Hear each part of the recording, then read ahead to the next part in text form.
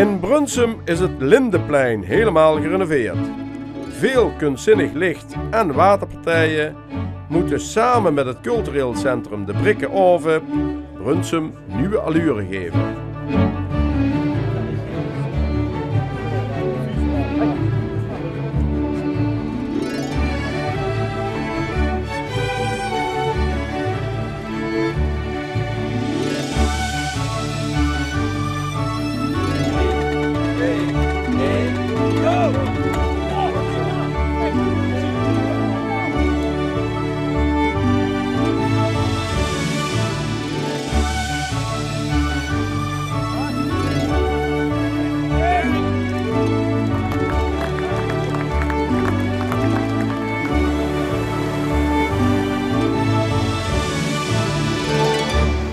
Ja, als je zo in het donker komt aanrijden en dan met al die lampen en zo, dan heeft Brunsum stedelijke ambities die ver boven het inwonertal uitreiken, zou je zeggen.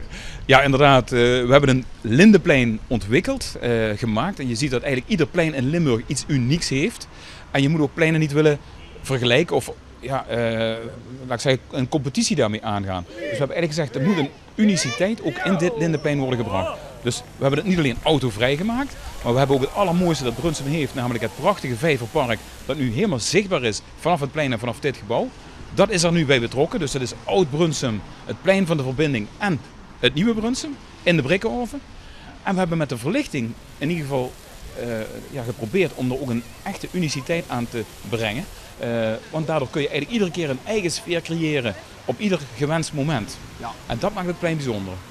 En het is allemaal wat chiquer geworden, of wat meer kwaliteit, als ik het zo mag zeggen. Ik kan me ook voorstellen dat er mensen zijn die zeggen, ja, wat moeten we er allemaal met?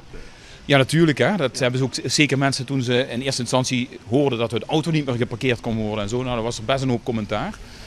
Nou, we zijn heel blij dat we hebben doorgezet. Want je ziet nu dat al die mensen terugkomen en zeggen, we zijn weer trots op Brunsum. Wat is dit mooi geworden en wat zijn we blij dat we hier met Brunsum zo de toekomst in kunnen.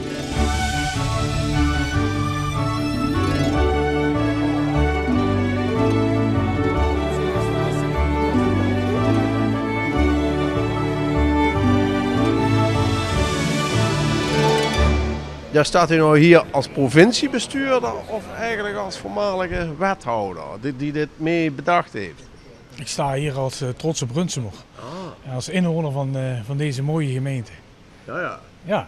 Maar dus wel mee aan de wieg gestaan van dit plan, toch? En wat was de achterliggende gedachte? De achterliggende gedachte was, toen ik nog als wethouder van Brunsum mocht opereren, was om Brunsum een huiskamer te geven.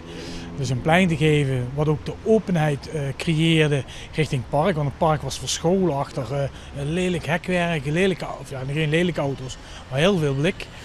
En we hebben een nieuwe Brikkenoven gebouwd, een nieuw burgerhuis. Het wordt ook gebruikt door de burgers. Dat is iets anders dan de oude Brikkenoven, die werd wel gebruikt, maar je kwam er alleen als je er moest zijn. Terwijl het hier in deze Brikkenoven al heel anders is. Hier kom je omdat je er wil zijn.